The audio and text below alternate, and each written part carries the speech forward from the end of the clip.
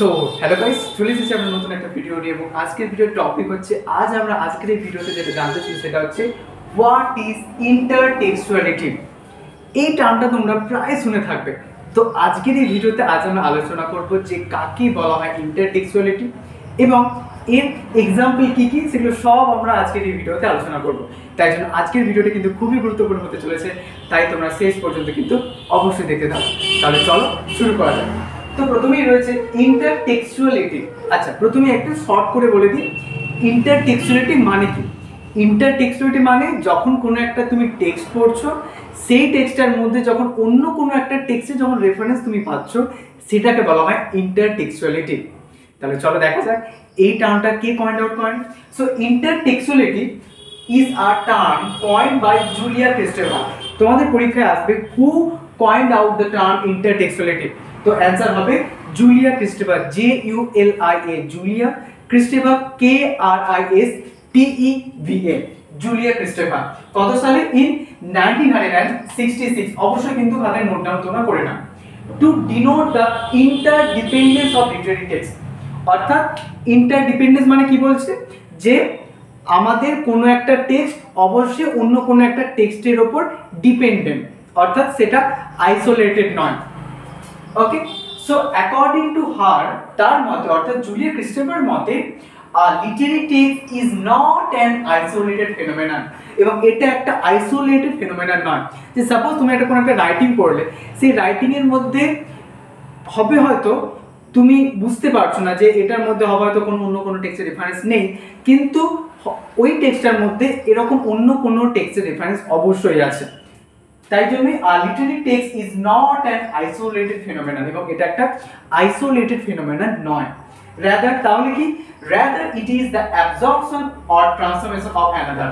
Absorption মানে কোনো একটা জিনিস যখন অন্য কোনো একটা জিনিস থেকে আসছে তখন সেটাকে অ্যাবজর্পশন আমরা বলতে পারি, বা কোনো একটা জিনিস থেকে কোনো একটা জিনিস যখন নিচ্ছে সেটাকে অ্যাবজর্পশন বলতে পারি, অর ট্রান্সফরমেশন অফ অ্যানাদার। যে সাপোজ কোনো একটা টেক্সট অন্য কোনো একটা টেক্সট যখন পরিবর্তন হয় সেটাকে তখন আমরা বলি ট্রান্সফরমেশন।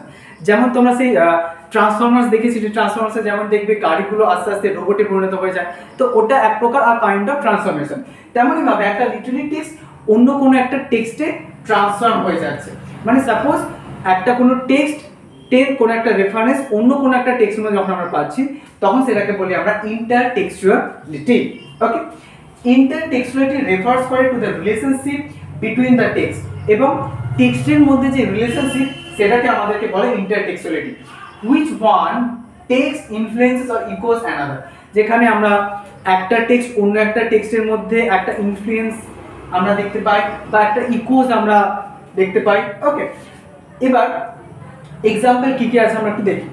এক্সাম্পল যেমন তোমরা দেখবে উইলিয়াম শেক্সপিয়ার হ্যামলেটের প্রসঙ্গ আমরা টি.এস. এলিয়টের love song of J Alfred Prufrock. T S. এলিয়টের কবিতা রয়েছে love song of J Alfred Prufrock, সেখানে আমরা উইলিয়াম শেক্সপিয়ারের হ্যামলেট সম্পর্কে একটা রেফারেন্স আমরা পেয়ে থাকি। তারপরে রয়েছে হোমার্সের দ্য ওডিসির আমরা রেফারেন্স পাই জেমস জয়েসের ইউলিসিস, এই কবিতার মধ্যে আমরা পেয়ে থাকি। তোমরা যারা যারা পড়নি অবশ্যই কিন্তু এই love song of J Alfred Prufrock বা ইউলিসিস বা হ্যামলেট, ওডিসি অবশ্যই কিন্তু একটু পড়ে নেবে, তাহলে আরো বেশি ক্লিয়ার হবে তোমাদের। ওকে, এবার একটা খুব গুরুত্বপূর্ণ জিনিস আমরা শিখবো। ব্যাপারটা কি, যে দেখো সাপোজ এই যে উইলিয়াম শেক্সপিয়ারের হ্যামলেট, তাহলে হ্যামলেটটা হয়ে গেল কি?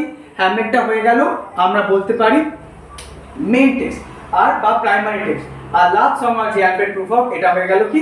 Secondary text. ওকে, এবার এই যে উইলিয়াম শেক্সপিয়ারের হ্যামলেটের এই যে রেফারেন্সটা আমরা টি.এস. এলিয়টের love song of J Alfred রুফকে পাচ্ছি, এবং তারপর হোমার্সের দ্য ওডিসি এর রেফারেন্স আমরা জেমস জয়েসের ইউলিসিস পাচ্ছি, এটাকে বলা হয় ইন্টারটেক্সচুয়ালিটি। যে কোনো একটা টেক্সটের রেফারেন্স আমরা অন্য কোনো একটা টেক্সটের মধ্যে যখন পেয়ে থাকি তখন সেটাকে বলি আমরা ইন্টারটেক্সচুয়ালিটি। ওকে, তো তোমাদের যদি কারো কথা কোনো প্রশ্ন থাকে অবশ্যই কিন্তু কমেন্টে তোমরা জানিও। আর এবং নেক্সট টপিক কোন ভিডিও তোমরা দেখতে চাও অবশ্যই কিন্তু সেটা কমেন্টে জানিও। বেস্ট অফ সবাইকে, খুব ভালো তোমরা এক্সাম দাও এবং ভালোভাবে থাকো এবং সাবধানে থাকো তোমরা।